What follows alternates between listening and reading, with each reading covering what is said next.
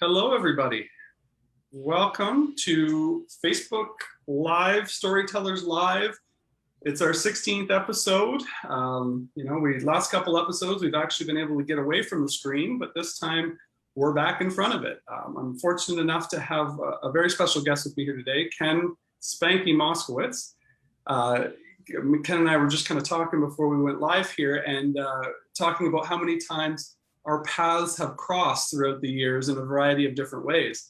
So Ken, why don't you take a minute and introduce yourself and tell a little bit about yourself here? Sure. Well, I am a father of five. I eat, breathe, sleep ideas, and I'm a storyteller at heart. I love to communicate to the world through storytelling. But you know, it's to me a lost art, and I think too many people have moved away from storytelling as a means to grow their businesses and have moved into this sell mentality. And so for me, I love being able to help businesses really connect the story behind their business, their product, their service, to rather than just sell. But I am an accidental pilot. I'm an author. I've written a best-selling book. Like, it's just so weird things have happened to me in my life. But I love waking up in the morning and having a blank slate and every day getting to start over again. That's fun for me. It's energizing. Absolutely. So just to kind of give you a little plug for your business too, Ken runs a business called Ad Zombies. You're based out of Arizona, right? Correct. Headquartered in Arizona. Again, I'll give you a little background where Ken and I think where the connection was first made.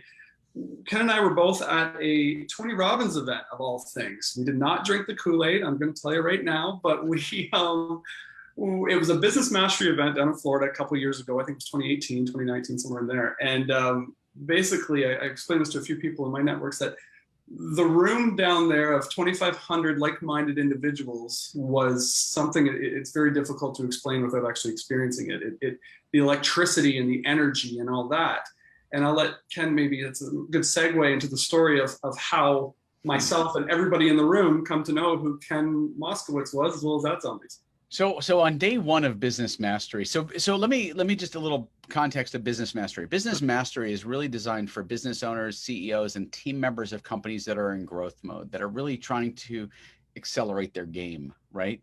Yeah. And so I attended Business Mastery, brought my operations partner, Brandon, with me, and he went kind of kicking and screaming, like, I don't want to do this, rah, dancing, whatever. I'm like, no. This is a business event. And of course, there was all the rah, high energy stuff. Like a rave mixed in there, yeah. Exactly.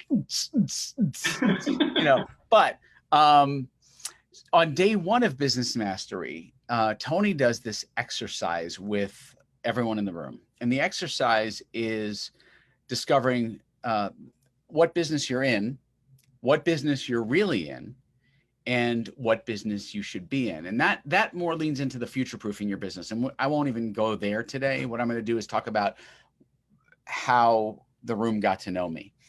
So after we do this exercise, which takes quite a bit of time, Tony asked for volunteers. And me being the type A, not shy at all person, my hand goes up. And so Tony comes, because I'm like a magnet, right? So Tony comes right over to me and he goes, okay, tell me who you are, where you're from, and what you do. And I stood up and introduced myself to the room. And I said, Tony, I've got a company called Ad Zombies. We are copywriters. And he looked around the room and he said, okay, how many of you, knowing what this man does, would do business with his company? And there was crickets. But I knew that. I expected that because we were going through this exercise to then have that discovery light bulb moment. I love that in your Storytellers logo, that light bulb of what business you're really in. And he said, okay, so now that you've done this exercise, tell me what business you're really in. And I said, Tony, we write words that sell anything. And he looked in the room and he said, now, how many of you would do business with this man? And it was like a moment of chills where like the hands went up everywhere. And at that moment, I knew that what I did connected with not just the room, but would connect with our future customers. And so as soon as we were done with that exercise, as soon as we had a break or a moment, I messaged my team and I said, we're going to change the tagline on the website immediately, like today. And so it became ad zombies, words that sell anything. And then later on, we evolved it for businesses anywhere. Because a lot of people say, well, yeah, but my business is in Peru, or my business is, it doesn't matter where your business is. So we literally created that tagline at Business Mastery. And that is, to be honest, it's one of my superpowers. I help businesses, and have been for decades, come up with their taglines. And so for me, this is such a natural, easy thing to do. But I went through that exercise, which made it really easy for me to find the words for myself. And I think every business owner needs to be able to clearly articulate not what business they're in, but the business that they're really in. Because when you can define that, and your audience knows with absolute clarity what the hell you do, your business will win. So there, that's it. Yeah, it's a fantastic story, and I remember it like it was yesterday. You were a celebrity within the crowd after that, I think. And I think you nailed it there in terms of every business needs to have that clarity eventually and get to that point. But I find that you get too close to the sun, you have to take that step back. And that obviously for you exactly was what Business Mastery did, was maybe allow you to take a bit of a breath, take a bit of a, outside looking in perspective. And I found myself at that event, and I know many others there, there was a lot of eye-opening experiences, but being able to start working on your business instead of in your business in that sort of capacity really leads to some pretty significant breakthroughs over the course of the sessions there. That's for sure. Absolutely. When you stand in front of a mirror, if you get really close to the mirror, and I know this is like, people can see me. So if you get really, really close to the mirror, right, eventually all you see is this blob, but you can't really see the whole thing, right? It's only when you step back. Yeah. And so I had to do that for the dramatic effect. But the reality is that oftentimes we're so close to our businesses that we can't see those opportunities. I had another moment at Business Mastery that was one of those light bulb moments. And it was the way that customers and clients of ours search for things on our website. Name two of the most successful businesses or sites for searching for stuff. Go ahead, throw one out there. How do you search for things on the internet? Amazon. Okay, Amazon's one. Sure. And if you're searching to find out something, how to do something, where do you go? Google. Google, perfect. Both Google and Amazon have a simple bar at the top of their website that says, what are you looking for? Right? And that bar allows a consumer to go, I want light bulbs, LED light bulbs. I want LED spotlight light bulbs, right? Whatever those things are. And I thought, well, we're telling people, click on this button that says store. What if we put right at the top of the website, what are you looking for? Amazon and Google do it. Why shouldn't we? Yeah. And we did that. We did that one little change. That change also happened day one of Business Mastery. Do you know what happened from that one simple action? We saw a 20% increase in conversions. 20%, just like that. Yeah. And so it's those little things when you have time away from your business, when you can step back and take a breath, that these moments of, oh my God, why didn't I think of this sooner? Because you're so close to it, you can't. Yeah. And so one of those things I think is super valuable is to always take time away from your business, to step back from it. And I do that typically now on Fridays. That's my new thing. Fridays, I try not to come into the office. There are days where I have to because of interviews or other things, but for the most part, Fridays are not a day in the office for me. And I will go to my favorite hotel where I wrote my book and sit in the lobby and work on some stuff and have some headspace, because the more headspace I have, that's where my ideas generate. That's where I can take a breath and suddenly this new thing comes to mind. And I'm like, oh my God, why didn't I think of this sooner? Again, you got to step away. Keith Cunningham refers to it as thinking time, and I couldn't agree with you more. My time is windshield time. When I drive, I almost make a purpose to drive, like go to Toronto every few months just so I can have solitude for 6 hours, just to be able to think and work out ideas. And you come back so much more energized and ready to rock and roll. It's not even funny. I love Sarah Blakely's story about driving. Are you familiar with this? Yep. Okay. So Sarah Blakely is the founder of Spanx. For those of you who don't know what Spanx is, Google search SPANX, sorry. And you'll see what the company is, what she does. Anyway, Sarah Blakely lives just minutes from her office, from her headquarters. And she intentionally gets in her car in the morning and hops on the freeway and drives for an hour to get to her office, even though it's just minutes from her house. Because that time, that quiet time, that head time, that thinking time is so vital to any business owner. And so for me, that commute time in the morning to my office is so valuable, especially when I don't have 1,000 phone calls. Absolutely. It's like today on my way to the office, I jammed to Huey Lewis greatest hits and I was in a zone. Now you might say, but why do you waste time listening to music rather than an audiobook or this? I listen to plenty of audiobooks and I listen to plenty of podcasts, but sometimes music opens up another creative channel for me. Yeah. And shut off the one side of the mind and lets the other one kind of run. Yeah. Exactly. So I'm never too precious about which path I choose in terms of my thought process or what I'm doing in the car, but that time is my time to think. And if it involves singing really badly at the top of my lungs when no one can hear me, great. That's what it is. Yeah. Similar, and I'm going to throw a plug in here for your podcast. I find myself, my thinking time and where my inspiration comes from is in the morning. And I forced myself over the years to kind of modify my process. Like my day in the office, I've been doing this for 15 years, I used to call it the entrepreneur diet. I'd wake up, have 2 coffees, no lunch, a couple beers when I get home, and a huge dinner. Not an ounce of water all day, not anything, and I just rock and roll. And usually, if I had lunch, it was pizza or the Colonel, KFC.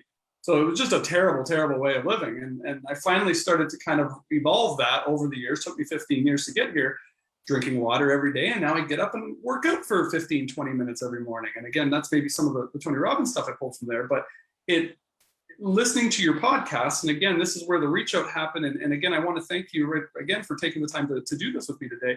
I started listening to your podcast on a daily basis. I stumbled across it again, and Entre Grow. Why don't you tell us a little bit about it and what people can expect when they go visit it?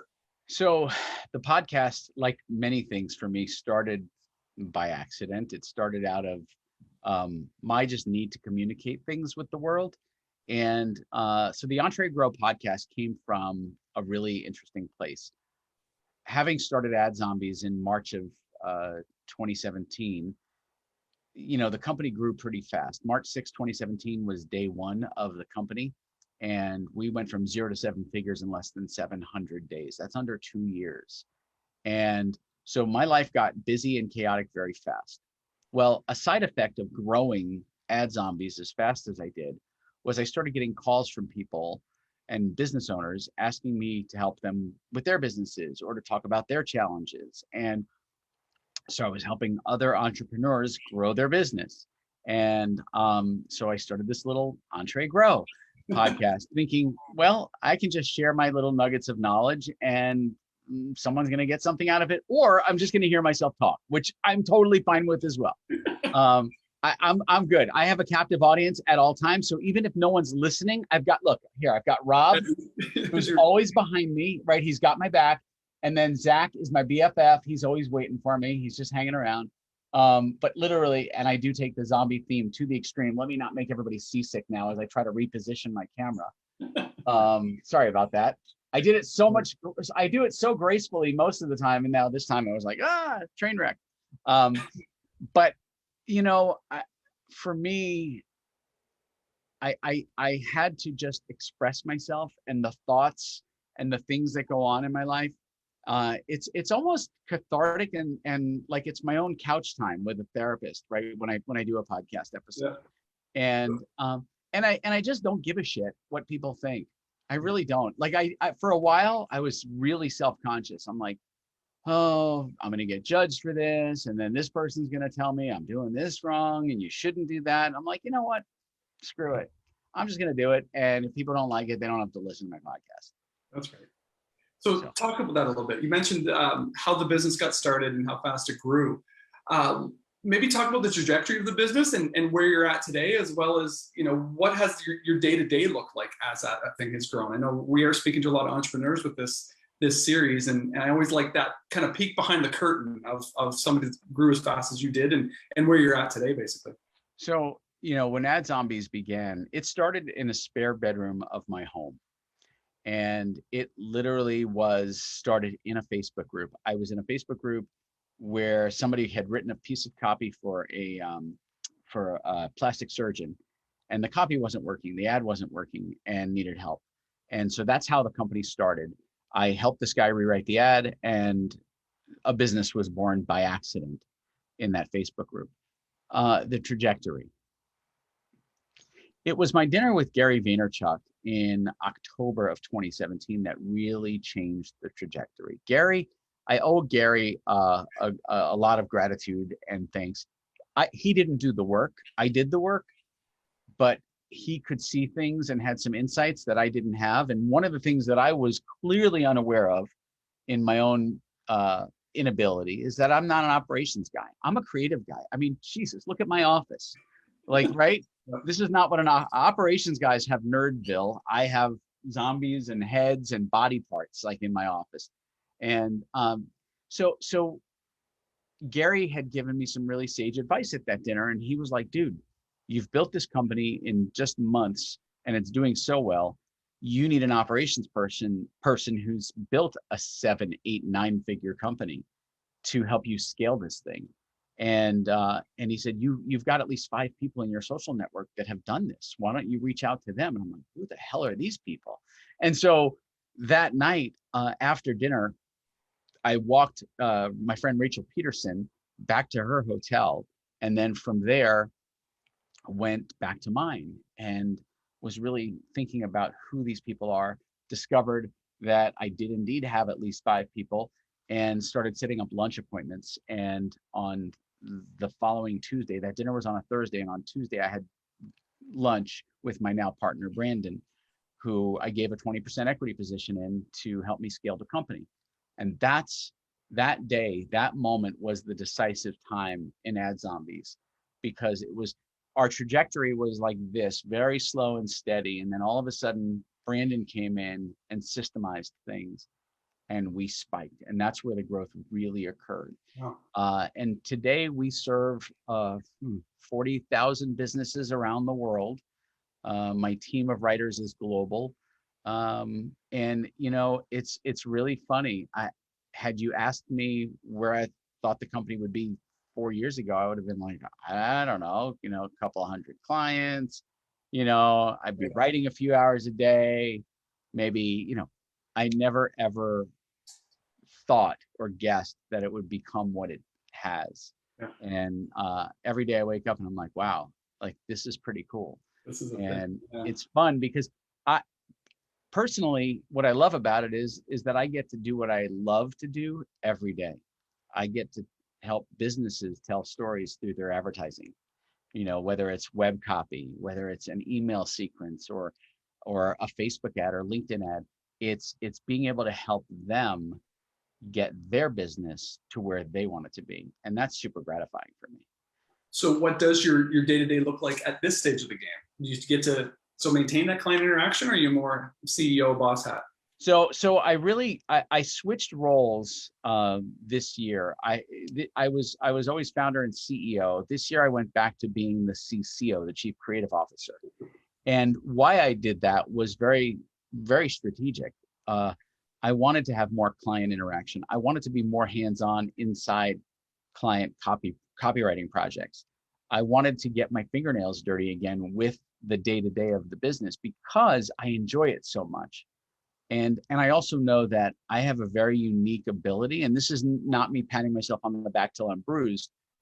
I have the ability to write weird shit, and I'm really good at writing weird.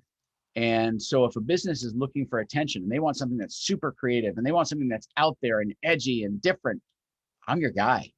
And, if you want me to write a really boring, like straightforward legal ad or chiropractic, that is not me. I've got tons of people on my team that can do those. But if you're the crazy cat lady collectible company and you want something that's out of the box, I will write stories all day about your hairless pussy, cat. It reminds me of the story I heard in the audiobook. Very. See, but I will do that stuff in ads, and people go, Yeah. "What the hell? Did you just read that?" No, You knew where I was going with that. Yeah. The what was it, swimming lesson story or something, or the life with the kids and stuff in the book there. What was the story in your audiobook? Okay, wait. Say that again. You cut out right at a critical moment. About the odd stories, the weird stuff is the way you took, again, I apologize, I listened to it last week, the story within your audiobook about I believe it was swimming lessons or... Oh yeah. So thank you for that. It takes a different way of thinking to go that approach, and it takes a whole lot of trust, I think, with the client to trust the approach. Yeah. It does. So here's the story behind that.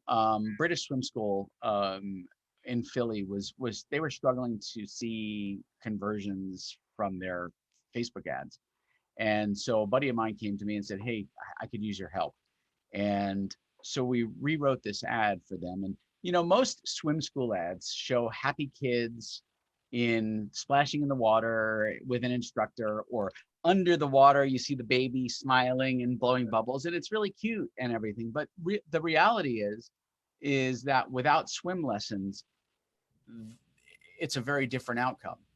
And so I dug into my history personally to write this ad.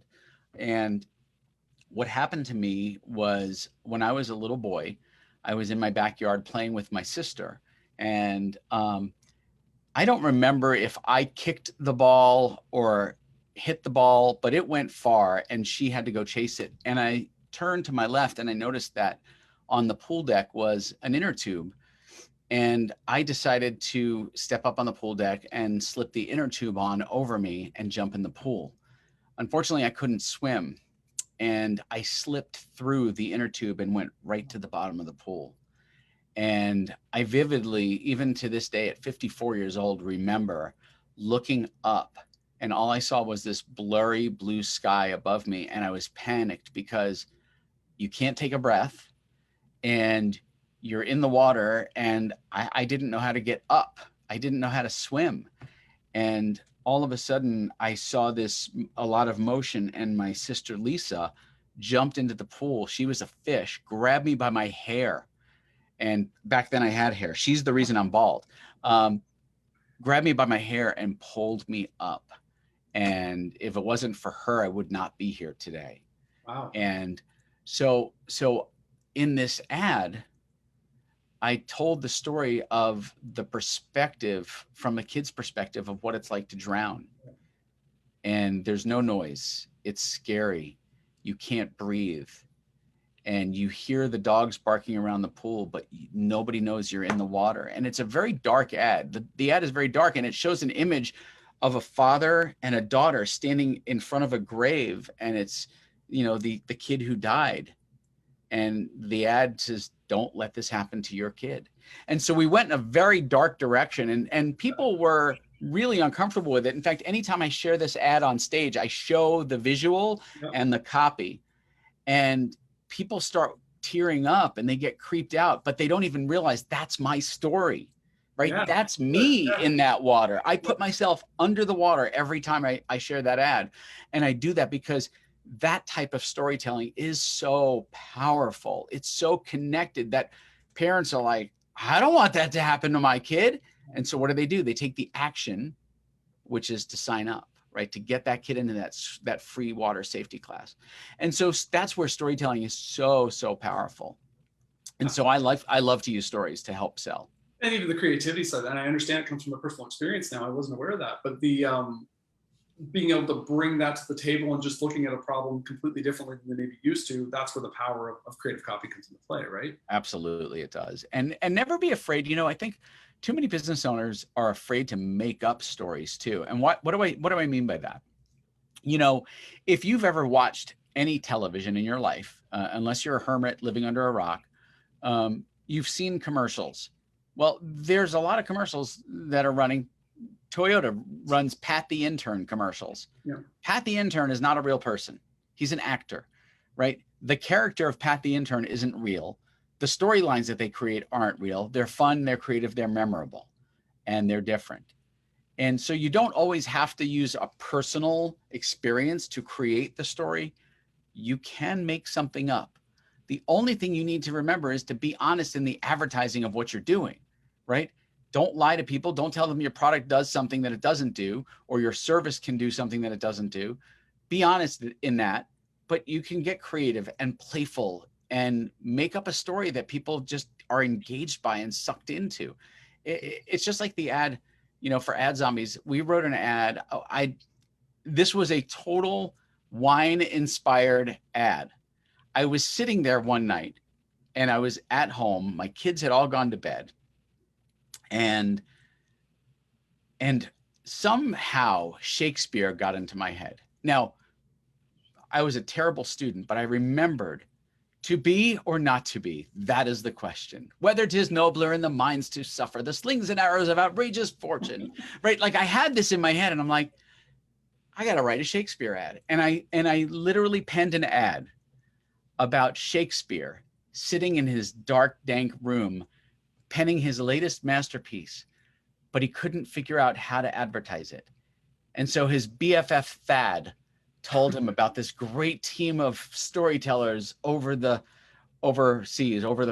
the pond that can write this amazing ad to bring people to his play, to his latest masterpiece. Like I made this up. Like Shakespeare never used my company. Yeah. Right. But I made this story up and it was very engaging, very entertaining. People would read the ad and engage and respond to it and comment on it. And suddenly we're finding clients clicking and buying. And why? Because we entertained them. We didn't just try to sell them the service. And we told them a story that got them engaged. And then they decided to make that transaction. That's a great story. That's a great ad. We'll find a link to it and throw it up here after. Let's switch gears just a little bit here. Sure. Over the topic of COVID. And this is something that with our Storytellers series, obviously, since COVID was such an impactful event on most businesses, I want to kind of hear firsthand experience from other business owners on what happened. What was your experience? Kind of walk me through for us, it was March 17th. We got the news that everybody's shutting down and going home and have no idea what the hell's next. What was your experience like? So I have 3 very unique experiences with COVID, and I'm going to start with cruising. Yeah. I'm going to start with go to sales and then end with sickness. Okay.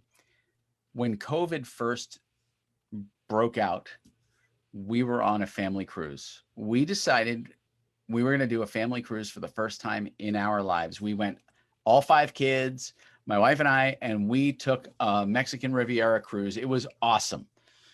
And they canceled one of our ports because of this COVID thing that still wasn't, it hadn't reached the proportion it has gotten to now. And so we're hearing this and I decided, you know what, I'm going to get out of my news blackout. Let me see what's going on outside there. And so I started watching the news and I'm like, oh my gosh, this is a problem. And then the day before or 2 days before we were supposed to dock, we heard stories of cruise ships being held at sea. And I was like, uh-oh, this is a problem.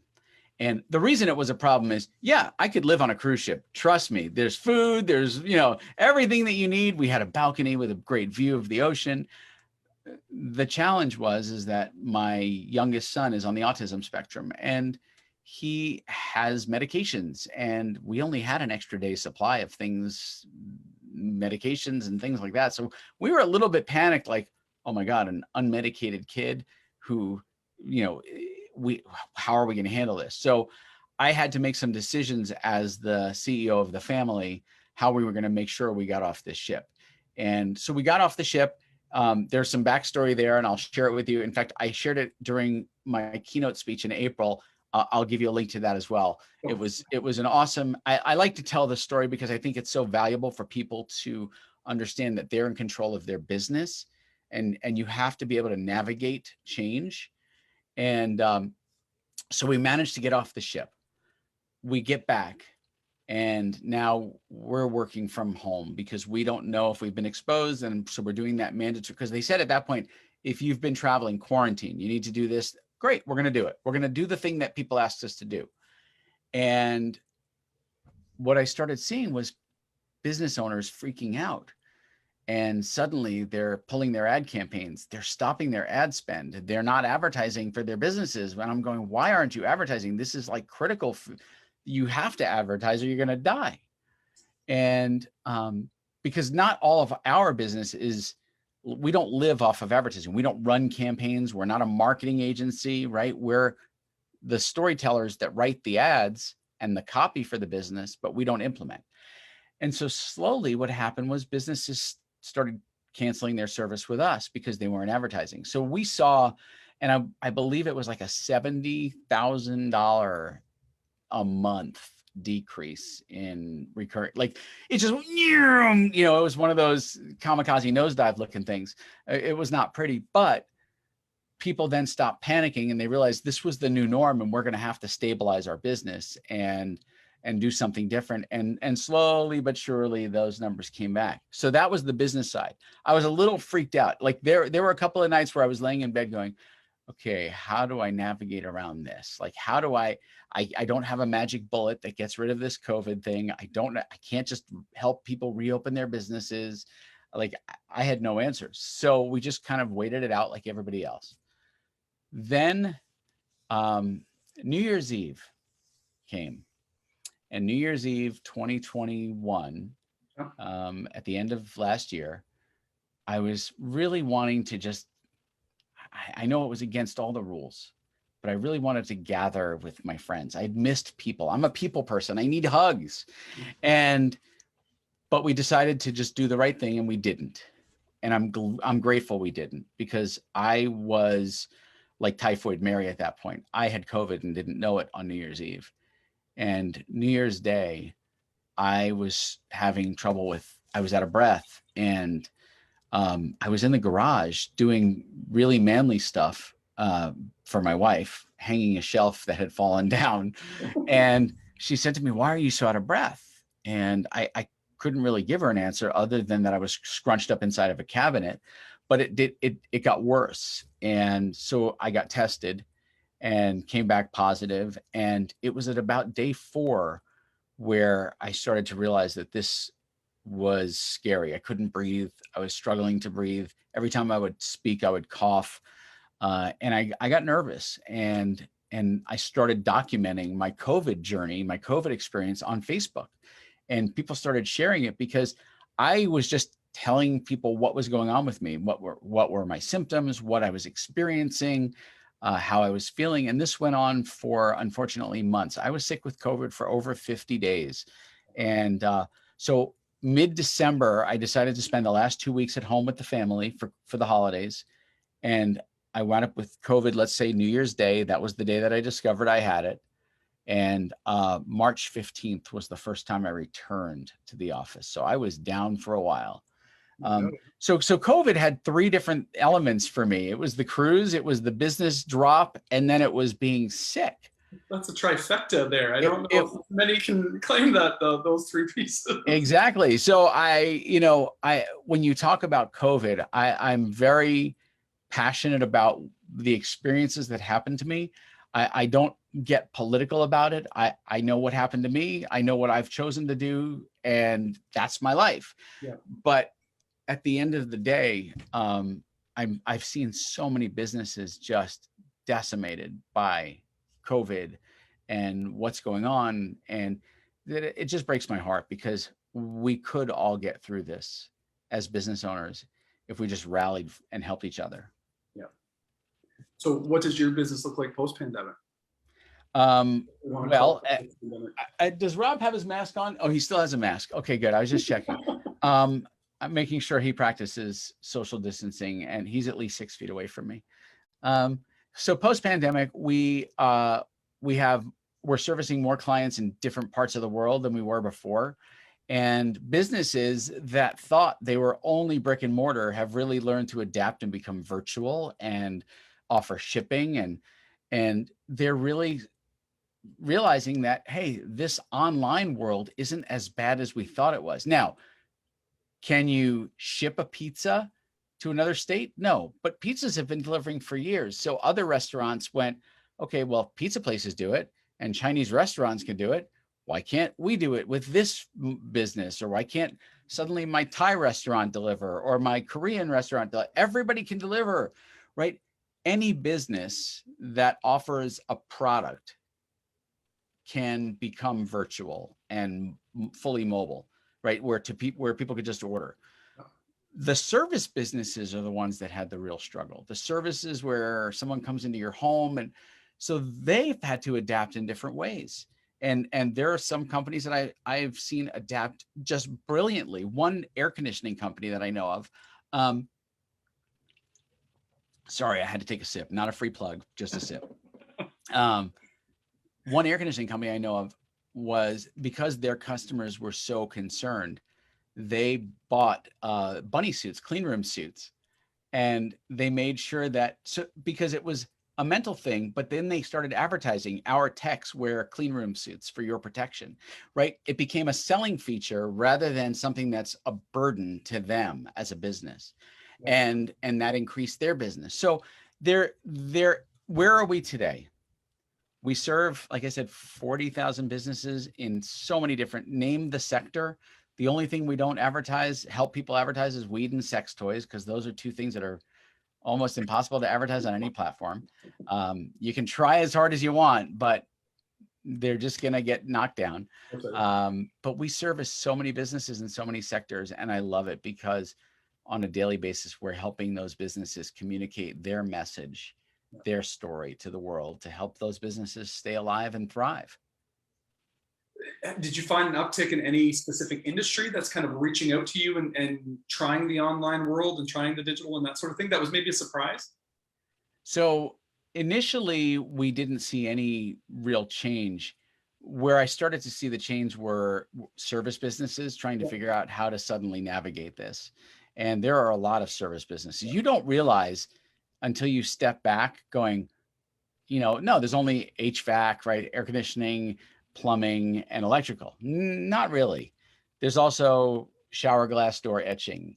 There's also like there are all these little seamless gutters, power washing services, carpet cleaners, right? You suddenly realize there are all these home services that are out there.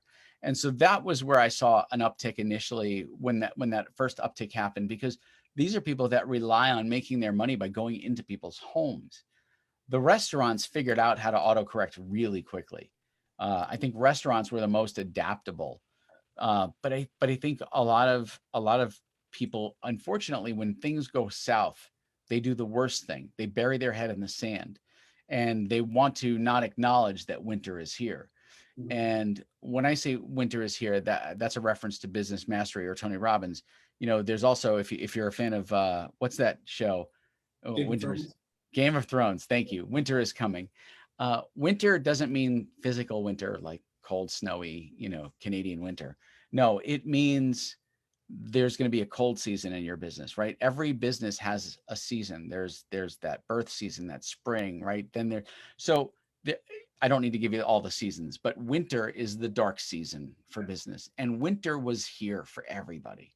Like, it was winter globally, and people had to adapt. And so a lot of them did, but unfortunately, there were many of them who just put their head in the sand and said, it's not here. I can't see it. I can't hear it. It's not real. And my business is going to be fine. And now they're out of business. Yeah, that's right. Yeah, we exactly the same thing here. We're in Ontario. We still have some lockdowns, restrictions, and whatnot. And we found the areas that got hit most here were obviously hair care, like personal care. They were even still had their hands tied behind their back up until about a month ago. I think it was 6 weeks ago, maybe. Not allowed to open, not allowed to provide a single service. So those are the ones that really broke my heart in this area, were the ones that had two hands tied behind their back and absolutely no opportunity to generate a dollar because the government said so, or whatever regulation was in place. Again, slowly but surely, I think they're all going to start to call back, but that's revenue they're never going to even have the chance to make up for again. So yeah, I see where you're coming from, especially in that service side of stuff. Yeah. Yeah. And by the way, there was a hairstylist that I thought did something brilliant during COVID. And I wish I knew you were going to mention something about hairstyling, because I would have been able to pull up her info and share it. But I'll try to find it afterwards. What she started doing was offering half price DIY haircuts, where she walks you through how to cut your own hair in the mirror. Oh yeah. And it was brilliant, because she's telling her customers how to do it. And she's like, no, do that. Okay, perfect. Right there. Now what? And so she's offering half price DIY haircuts. They would pay through Venmo. Yeah. And the person would have, it wouldn't be perfect, but guess what? At least they didn't look like Neanderthal on their Zoom calls. Great idea. That's where innovation is key, right? Yep. And you got to don't be afraid to try new things. Exactly. I think that is a huge thing. So many people are afraid to try something different because, well, this works. I've been doing this for years and this works. So why would I try something different? Because that different thing may work better. Exactly. Yep. The DIY haircut's a good example. It's like Wayne's World, the suck and cut. Wasn't that one? That's right. Which became the Flowbee. There you go. Ken, talk about success for a minute here. How, in your mind, how do you define success? Happiness. Success isn't about money. Yeah. You know, it's so funny. I when I was younger, I chased dollar amounts. And it's interesting looking back now at my life at, 54, I've got a little different perspective. 54, right? Yeah. Doing the math. Yeah. I'm still 54, just making sure. When I was 18, 19 years old, I thought, $50,000 a year and I'm going to be golden. And then when I was making 50,000, I was like, man, when I get to 75,000, I'm going to be so happy. And then it was when I was going to get to 100, then 150, then 200, right? The number kept going up. The more I made, the more I wanted to make. But the reality is that never brought me happiness. Money is strictly a vehicle, right? That's all it is. It's a vehicle that allows you to get things and do things and have experiences, but it's not really the end goal. For me, it's happiness. And so what does happiness look like? I'll give you an example. My wife and I had been looking for 3 years for horse property. We have horses, and we have several people in our family that are writers. And the horses, if you don't know, are like big dogs. They have personalities like dogs. They're sweet, they're lovable, they're funny, they're quirky. And we wanted horse property. And so we finally got our horse property, and we just moved into that property last week. Now, is it an extravagant property? No. It needs work. It needs reno. All the things that go with buying any house on any property. But the happiness for us wasn't like, oh, we're going to go buy this ready-made, beautiful mansion with acreage and rolling hills. No, but it was knowing that we could get that house and live the life we want on the property that we chose. Yeah. And that when I'm working from home on Fridays, that I could sit out there and watch my horses in the pasture. Like, that is so satisfying internally. And so happiness is the key thing for me. Like, stop chasing what you think is going to bring you happiness, because money isn't it. It's time. Time is valuable, and we don't get enough of it. We don't have enough of it. And you can't make more of it. No matter what you want, you can't make more of it. You're not Superman. You can't fly around the world backwards and make the world spin in reverse. It ain't going to happen. But happiness is so vital. And so many people are unhappy. The world is full of unhappy people. Do you find that there's more of them now? We were just having this conversation with a couple people, and everybody lately just seems like they have such a chip on their shoulder. I don't know if there's more of them now. I think people are more vocal today. I think I think unfortunately, and again, I'm not going to get political about COVID. I think COVID has become so politicized on both sides that people will argue for the sake of arguing. Yeah. But there's a lot of unhappiness because when people aren't doing the things that other people think they should do, they get vocal about it. So you hear a lot more of the dissent and the unhappiness in people. But I think overall there's the same level. It's just louder. That's a very good perspective, and you're probably absolutely right on that. And that Yeah, I got nothing else to add to that. That was beautiful. Advice. I'm telling you, Ken, I could talk to you all day. I'm going to be mindful of your time here. We try to wrap up within an hour, and there's so many rabbit holes I'd love to go down with you. But Well, let's go down. Let's go down 3 rabbit holes. How about we do that? Pick the first one. You got no. This is your gig. I'm here.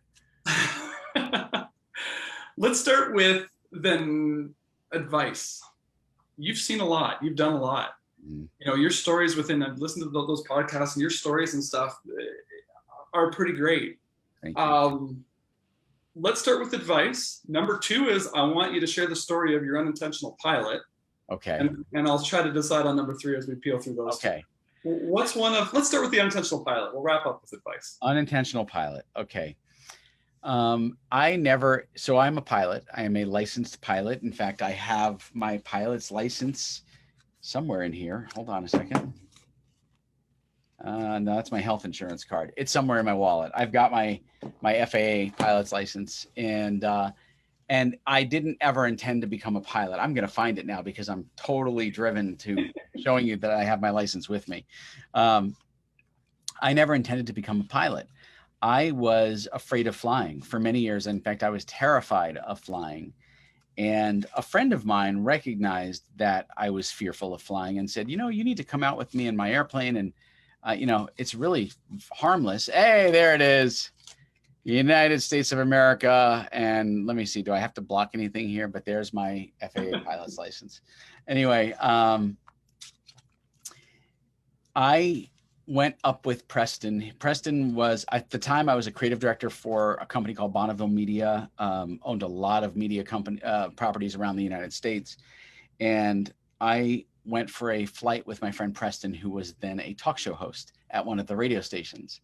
And we went up in his plane, and I was terrified, white knuckle, nauseous, like could not wait to get down on the ground, terrified.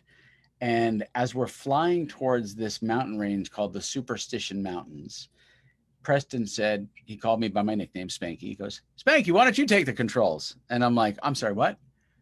You fly the plane for a little bit. And I grabbed the controls, and I started to do what's called porpoise the plane. Now, for those of you that don't fly, porpoising is when somebody who doesn't know how to fly grabs the controls for the first time, they tend to overcorrect every move. So I would push forward, the plane would go down a little bit, and I'm like, oh, that doesn't feel right. And I'd pull back a little bit more, and the plane would go up a little bit. And then you overcorrect so much that the plane in the sky looks like a porpoise. Yeah. And that's why it's called porpoising. So I was sick. I was nauseated. It was terrible. Like the experience I would never want to get an airplane. And I never wanted to get an airplane to begin with. I used to have to take Valium. Like to get on a commercial airliner, you had to drug me. Okay. That's how bad my fear of flying was.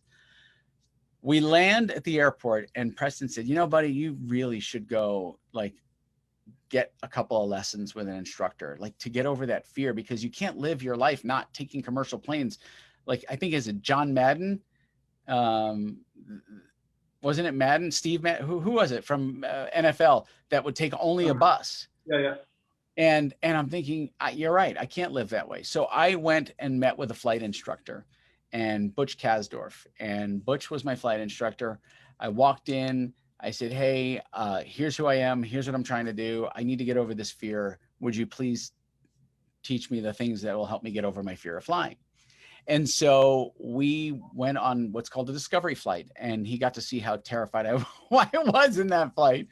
But it was interesting that that flight led to another one where he showed me how to, you know, how you can get out of a spin, and then what happens if the engine fails, and all these things. And slowly but surely over time, I was flying with him and gaining confidence. And one day, as we're landing, he steps out of the plane. He tells me, okay, we're going to stop here. I'm going to get out, and you're going to do a bunch of landings and takeoffs by yourself. You're ready to solo. I'm like, what do you mean?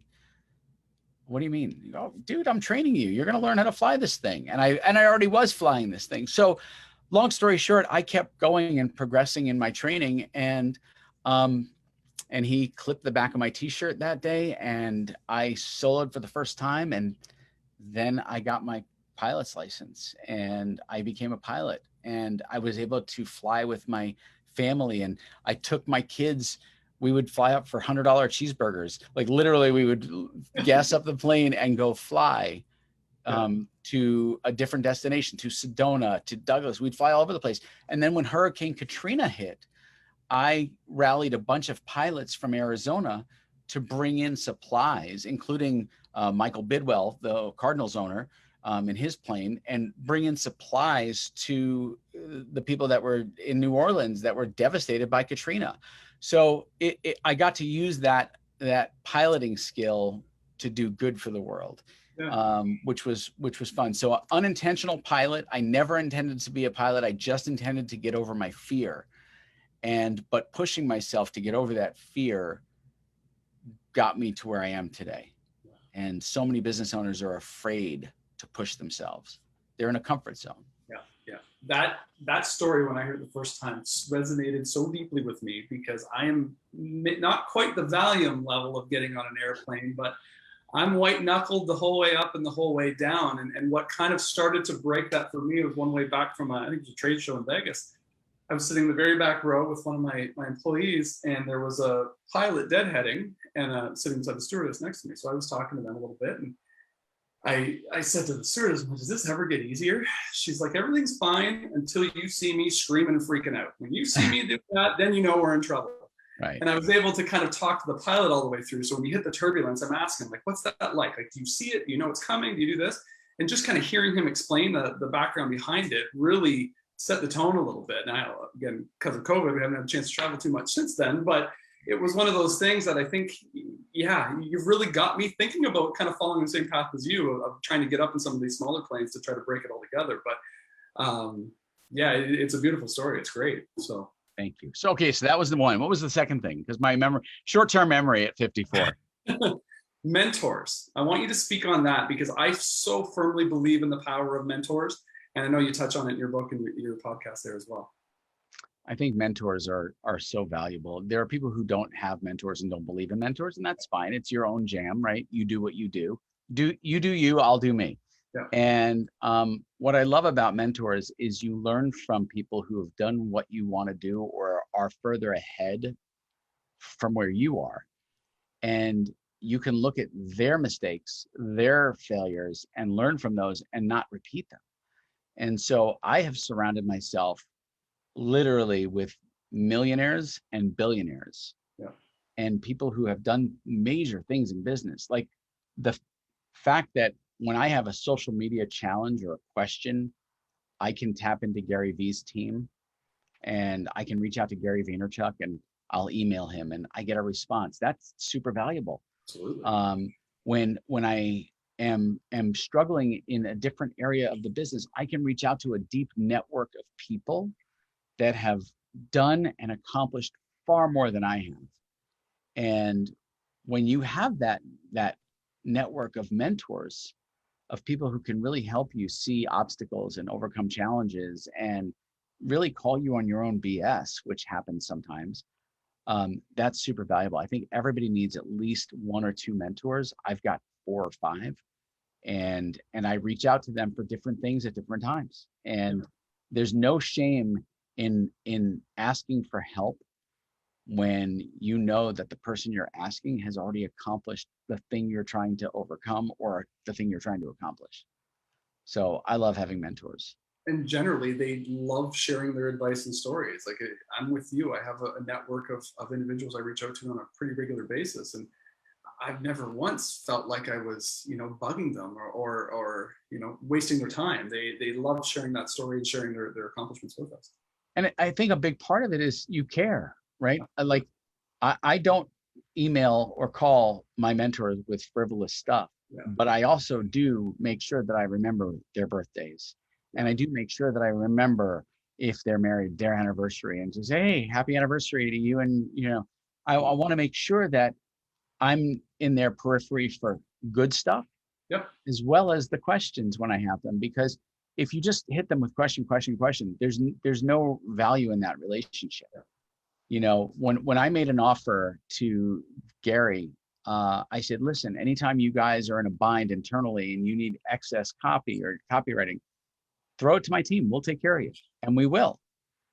And, there's value in that relationship. It's a two-way street, not a one-way street. Yeah, that's important too. Yeah.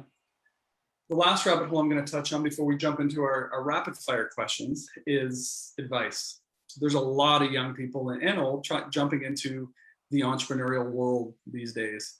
What is the best piece of advice either you've received or if it's different that you would give?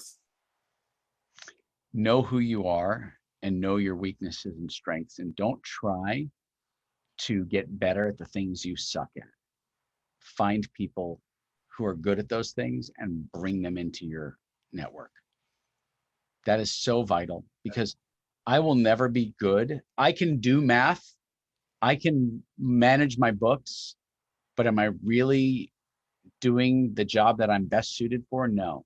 So I bring in people to do that. I could probably figure out how to wire up something in the electronics or digital world, but I have operations for that. Don't focus on the things you suck at. Focus on the thing that you're great at. And so for me, it's being able to help businesses tell their story. It's being able to come up with that tagline, that script, the perfect words for their industry, for their business. For others, it's about operations, right? Yeah. Surround yourself with people who are experts in the things you suck at. It ties in nicely to the Tony Robbins concept. Again, I know we've referenced him quite a bit throughout this episode, is the entrepreneur, manager, artist concept. And go and Google that for those of you watching, because it was a major breakthrough I had during that week of understanding that I suck as a manager. I love my team, I love my people, but I'm more talented and better suited for the entrepreneur side. And Matt, I identify myself as an artist with entrepreneurial tendencies, right? So I lean into entrepreneurship, but let's go around the office one more time. Look, I am an artist, okay? Look at my walls. This is my office. I have goofy stuff in here. I am not a purebred entrepreneur, all risk, all reward. I am a creative, and I eat, breathe, and sleep what I do. And entrepreneurs eat, breathe, and sleep what they do in the risk and reward space. And see, I'm the same, only in reverse. I'm an entrepreneur with artistic tendencies. Right. I love the creativity, but I love the challenge as well. So totally get it. Cool. Well, we'll finish off like we do every episode with our rapid fire questions. I'm not sure if you were prepared for these ones or not. It's better when you're not. All right, hold on. Let me limber up because I may or may not be prepared. All right, this could be a total train wreck. This could be I really doubt it. I honestly doubt that's going to be the case. Okay. Number one, are you a morning person or a nighthawk? Morning. Are you one? I'm going to tail onto this one. How many hours of sleep do you get every night? 5 to 7. Okay. I've been studying this a little bit, and I've kind of figured out my magic number is 7. Any more and I'm dragging, any less than I'm dragging. But it's a interesting read if you fall down that rabbit hole of sleep and the power of that. But yep, it's very powerful. I need my sleep, but 5 to 7 is the ideal. Yeah. Do you prefer reading your news on a device or in the paper? Listening. The podcast route or radio route or? I prefer micro news, meaning literally I like audio bites of what's going on, and because I can consume a lot more, a lot faster. But I also, and this is going to sound terrible, you're going to say, oh my God, he's so uninformed. I choose not to follow the news because to me, it is a distraction and very depressing at times because it feeds you with all the bad stuff that's going on. And I like to focus my energy on all the good stuff. Absolutely. Because the bad stuff's always going to be there. And it's not like I live with my head in the sand. I know what's going on in the world. I just don't need to have it feeding my head 24/7. Yeah. What's your favorite social media platform? Today, it's YouTube. Yeah. If you'd asked me 6 months ago, I would have said Facebook. Have you jumped into the TikTok world? I have. I suck at it. Yeah, I haven't even made the leap. My 16-year-old daughter is helping me get better, but she hates some of the things I do on it. Country life or city living? Oh, come on. I have acreage for my horses. That's self-explanatory. Yeah. What's one thing that's on your bucket list? I want to go zip lining at Xcaret with my family in Mexico because my wife has been talking about it for years. And so as terrified as I am of flying, zip lining is even worse because you're not in a good airplane. You're on a wire. Yeah. But I'm going to man up and do it because you get to zip line into cenotes. And I just I got to do that. Yeah. What's your biggest pet peeve? Gurus who know everything and Life coaches. I'm sorry. Life coaches. Yeah, no, not even life coaches, but gurus who have all of the answers to your marketing woes and all of the answers to your conversion nightmares and there's no gurus. You just have to test things and find the things that work for you. Exactly. Favorite food? Cheeseburgers. Well, the $100 cheeseburgers. Yes, that story before. Yeah. Yeah. Cats or dogs? Dogs all day. I'm going to ask you clean desk or messy, but I think we've gotten a pretty good tour of that. I didn't show you the desk. Okay, clean desk or messy? Clean. Wow. Yeah. That's organized. Yeah. Yeah, it's now not every day does it look like this. Most days, see, because now I can totally fake. Most days my desk looks nothing like this. There's stacks of stuff everywhere. I live in chaos, and chaos is good for me. That I hear you, and I actually gave up my permanent office and moved into this, and this has been my world around here lately. So I'll share a little bit too. Very last one. What song do you want played at your funeral? New York State of Mind by Billy Joel. Great tune. I'm from New York, born and raised, and even though I live in the country now, that is a song that is just some folks like to get away, take a holiday from the. So yeah, that song is just. He was the last concert I got to see before COVID hit in Madison Square Garden in December of 2019, and it was incredible. Yeah. Well, Ken, I appreciate your time. This has been a blast. Thank you. We also are, I think you guys have been following our Facebook post. We're giving away 3 copies of Ken's book, Jab Till It Hurts, as well as I strongly encourage you to follow his podcast, Entre Grow. So thanks, Ken. I appreciate it so much. Check out his website too, AdZombies.com. Is that it? That's it. Thank you so much. I appreciate it. And it was so great to be able to have a conversation face to face this way is as good as, sitting down with someone having a beer. Well, not quite, but close it up. I'll have to find an excuse to head down to Arizona one of these days. Absolutely. Wait till the fall and winter though. You don't want to. All right. We'll kill the Facebook Live now, but thanks again, everybody. Thanks for joining in, and thanks again, Ken. Thank you.